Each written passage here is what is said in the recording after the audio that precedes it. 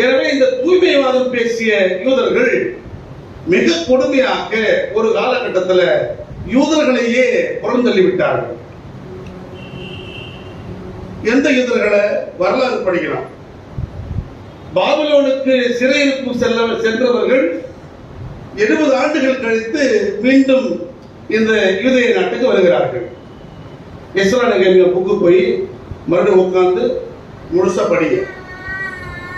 திருப்பி வருகிற யூதர்கள் யாரு? அவங்க இந்த நாட்டுக்காக உயிரை கொடுத்து இந்த நாட்டை காப்பாற்றுறதுக்காக போர்க்களத்தில் நின்று வெல்ல முடியாமல் தோற்று போய் கைகளை உயர்த்தி கைதானவர்கள். இங்கேயே தங்கியிருக்கிறவங்க யாரு?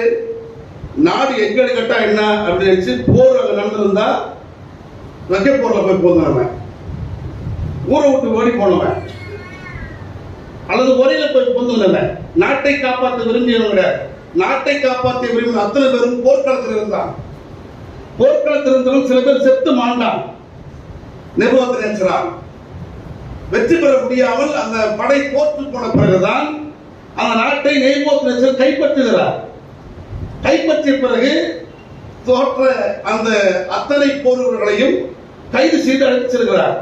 அதில் மிக முக்கியமானவர்கள் தானியேல், அனனியா, மிசாவேல், அசரியா.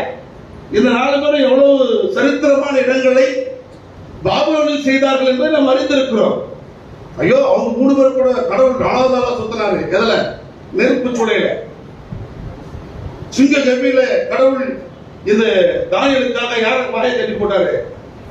இதெல்லாம் சொல்லுவோம் வாய்ப்பிலேயே. ஆனால் அங்கிருந்து திரும்பி வந்த உறவுகள் தானியேல், அனனியா, மிசாவேல், அசரியா அவர்களுடைய கருத்துக்களை உள்வாங்கிய யூதர்கள். அவர்களுடைய கருத்தியல் கொள்கையுடைய தலைமைகள் தான் 70 ஆண்டுகள் கழித்து வருகிறார்கள். அப்படியான நாட்டை காப்பாற்ற விரும்பிய போராளிகள் கைது செய்யப்பட்டு அங்கேயே 70 ஆண்டுகள் கைதிகளாக இருந்து 70 ஆண்டுகளுக்கு பிறகு 4 அரசர்கள் மாறி மாறி வந்து கடைசியாக சைரஸ் மன்னன் கடவுளுடைய அறிவை பெற்று யூதர்களை விடுதலை செய்து அனுப்புகிறார். விடுதலை செய்து அனுப்பும் பொழுது பொன்னையும் பொருளையும் கொடுத்து அனுப்புகிறார். ஏன் தெரியுமா? கடவுள் அப்படி சொல்றாரு, இடிந்து கிடக்கிற அலங்கத்தை அவர்கள் மீண்டும் கட்டி எழுப்ப வேண்டும். 70 வருஷம் வரைக்கும் அங்கேயே தங்கியிருக்கிற எவனும் ஒரு ஆணை விட போடுவாங்க. அல்ல சொல்லலாமா?